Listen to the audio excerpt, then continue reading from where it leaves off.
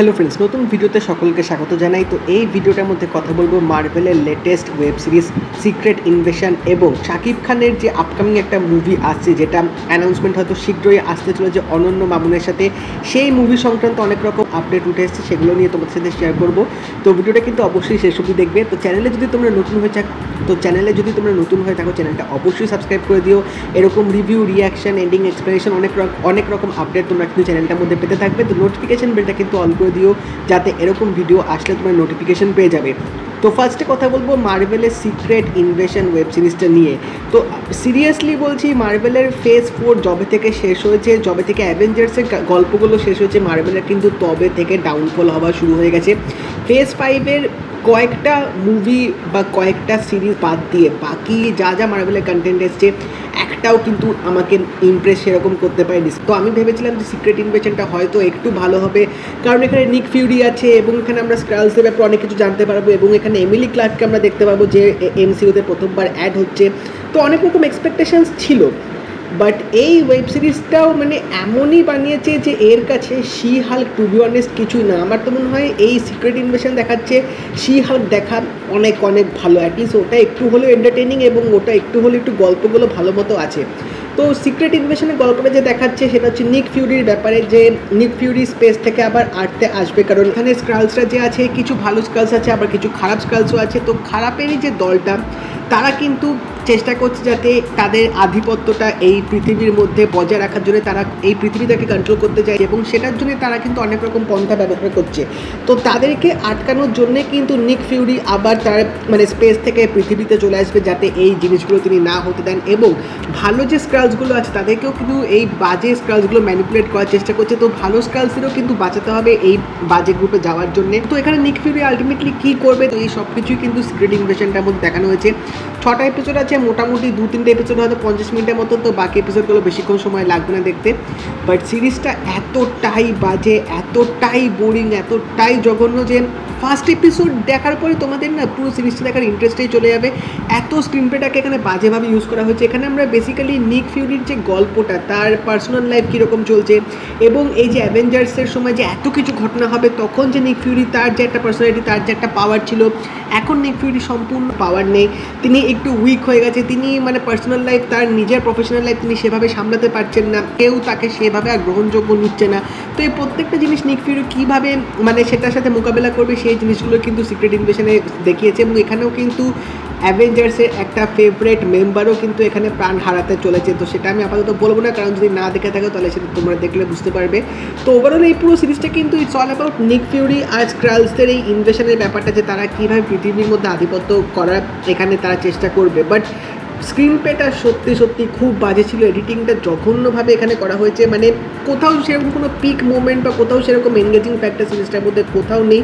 কিছু জায়গায় তোমাদের দেখতে ভালো লাগবে এবং যেখানে এমিলি ক্লার্ককে দেখানোর চেষ্টা করছে তার যে রোলটা, তার যে ক্যারেক্টারটা যেভাবে এস্টাবলিশ করা হচ্ছে সেটা ঠিকঠাক লাগছিল দেখতে। এখানে সবচেয়ে যে জিনিসটা অবাক করে দিচ্ছে সেটা হচ্ছে এখানে কর্নেল রোড। তো এই সিরিজটার মধ্যে আমরা জানতে পারবো যে স্ক্রালসরা নাকি অনেক আগে থেকেই কর্নেল রোডসকে তাদের নিজেদের কবজায় করে নিয়েছিল তার একটা মানে স্ক্রালস বানানোর জন্যে।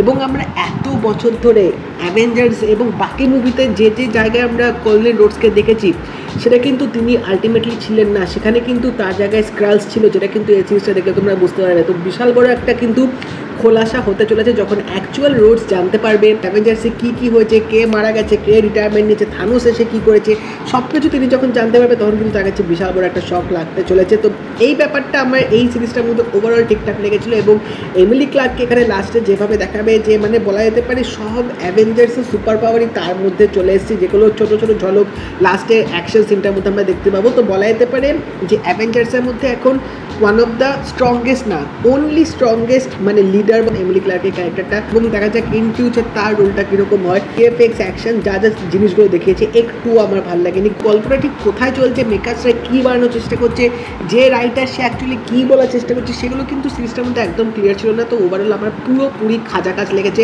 আটার ডিসঅ্যাপয়েন্ট। তো তোমরা যদি দেখে থাকো এই সিরিজটা আমাকে জানিও তোমাদের কেমন লাগলো। যদি না দেখে থাকো আমি আশা করবো না দেখো, পুরো সময়টা কিন্তু একদম বরবাদ হতে চলেছে। তো এবার কথা বলবো শাকিব খান এবং অনন্য মামুনের আপকামিং সিনেমা, যেটা বলা আছে প্যান বাংলাদেশ হিসাবে রিলিজ করতে চলেছে। তো এই মুভিটার মধ্যে কিন্তু অনেক আপডেট আবার উঠে এসছে। তো প্রথম আপডেট হচ্ছে ফিল্মটার নাম নিয়ে। অনন্য মামুনের ফেসবুক পোস্ট তোমরা যদি দেখে থাকো, তিনি কিছু পোস্ট করেছে যেখানে একটা ওয়ার্ড খুব কমনভাবে তিনি ইউজ করেছেন, সেটা হচ্ছে দরদ। দরদ দিয়ে অনেক রকম ক্যাপশন দিয়ে কিন্তু তিনি ছবি পোস্ট করেছে কিছু। তো সেখান থেকে একটা জিনিস উঠে আসছে যে তাদের আপকামিং মুভিটার নাম কি দরদ হতে চলেছে বাই চান্স, কারণ সবকটা ক্যাপশনের মধ্যে তিনি এই ওয়ার্ডটা এমনভাবে ইউজ করেছে যে দেখে মনে হতে পারে আপকামিং মুভিটার নাম হয়তো দরদ হতে পারে। তো হয়তো এটা হতে পারে ইনিশিয়ালি হয়তো নামটা দরদ রাখছে, বাট পরে হয়তো নামটা চেঞ্জ হতে পারে। বাট আমার মনে হয় শাকিব খান এবং অনন্য মামুনের এই ফিল্মটার নাম হয়তো দরদ হতে চলেছে। এবার শাকিব খানের সাথে আমরা জানতে পেরেছিলাম এই মুভিটার মধ্যে যে একটা বলিউডের অ্যাক্ট্রেস থাকতে চলেছে, যার সাথে হয়তো এই মুভিটা শাকিব খান করবে। বাট এবার একটা বলিউড অ্যাক্ট্রেস না, অনেকগুলো বলিউড অ্যাক্ট্রেসের কিন্তু নাম উঠে এসছে, যাদের মধ্যে কেউ একজন হয়তো এই ফিল্মটার মধ্যে থাকতে পারে। তো এবার দেখার ব্যাপার তাদের মধ্যে কারা এই মুভিটার মধ্যে শাকিব খানের সাথে থাকতে চলেছে। যদি নেহা শর্মা থাকে স্পেশালি, তাহলে কিন্তু আরও জমজমার ব্যাপার হয়ে যাবে ফিল্মটা নিয়ে, নিঃসন্দেহে বলা যেতে পারে। এবং আরেকটা যে আপডেট উঠে এসছে সেটা হচ্ছে ডাবিংয়ের কাজ নিয়ে, কারণ এই মুভিটা কিন্তু অনেকগুলো ভাষায় রিলিজ হচ্ছে। তো এখনও অবধি জানা গেছে যে হিন্দি এবং বাংলার ডাবিংয়ের কাজগুলো কিন্তু চলছে, মানে মুভিটা বাংলাদেশ ভাষায় রিলিজ হবে অবভিয়াসলি, বাট সেটা কিন্তু বাংলা মানে কলকাতায় যে ভাষা ইউজ করা হয় সেই ভাষা এবং হিন্দি ভাষার যে স্ক্রিপ্ট লেখা সেগুলো কিন্তু অলমোস্ট কাজ হয়ে গেছে, যেগুলোর কিন্তু তিনি আপডেট ফেসবুকে দিয়েছে। তো এই ফিল্ম রিলেটেড কিন্তু প্রত্যেকটা আপডেট অনন্য মামুন দিতে থাকছে, যার জন্য কিন্তু ফ্যান্সদের মধ্যে এক্সপেকটেশন, ফ্যানদের মধ্যে এক্সাইটমেন্ট আরও বেড়ে চলেছে এবং শাকিব খান এখন দেশে ফিরে এসছে। তো বলা যেতে পারে শীঘ্রই হয়তো এই ফিল্মটা নিয়ে কোনো অফিসিয়াল অ্যানাউন্সমেন্ট হয়তো আসতে পারে। তো এবার দেখা যাক, আপডেট আসলে অবশ্যই তোমাদের সাথে শেয়ার করবো। তোমরা জানিও তোমাদের এই ফিল্মটা নিয়ে কীরকম এক্সপেকটেশনস আছে, কমেন্ট সেকশন অবশ্যই জানিও। এবং যদি এই ভিডিওটা ভালো লাগে থাকে লাইক করে দিও, শেয়ার করে দিও, চ্যানেলটা কিন্তু অবশ্যই সাবস্ক্রাইব করে দেবে, নোটিফিকেশন বেলটা কিন্তু অল করে দিও। তো দেখা হবে পরের ভিডিওতে, বাই।